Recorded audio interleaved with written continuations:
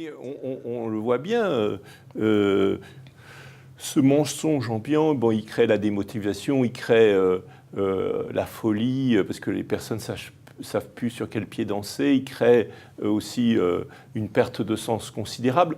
Mais finalement, qu'est-ce que vous cherchez à travers ce mensonge? En fait, quels sont les avantages que vous tirez du mensonge?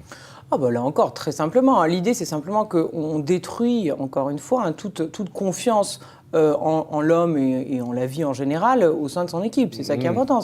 Si on veut vraiment avoir des gens qui sont totalement malléables et qu'on va effectivement pouvoir vraiment détruire, l'idée, c'est de les pourrir de l'intérieur et on se rend compte que marcher sur leurs valeurs, ça, c'est extrêmement puissant. D'ailleurs, une dernière technique qui est très, très efficace pour ça. Donc, voilà, on croit que les gens, ils ont des valeurs, ils arrivent en disant « oui, moi, je vais défendre, etc. » D'ailleurs, recrutez-les en vérifiant que l'honnêteté, la vérité, c'est quelque chose d'important pour eux.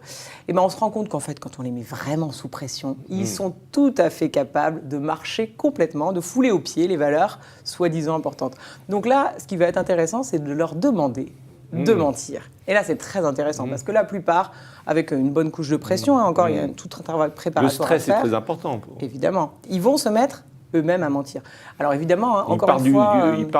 Ils passent de votre côté, du côté noir de la force, et donc ça vous en êtes ravis.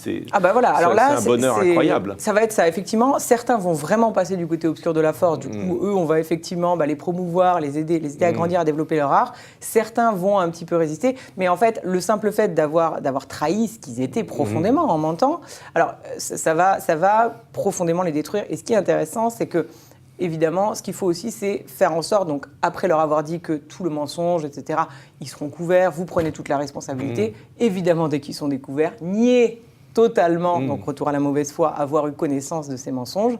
Donc voilà, on peut s'inspirer de Jérôme Kerviel. Faites porter le chapeau à une seule personne.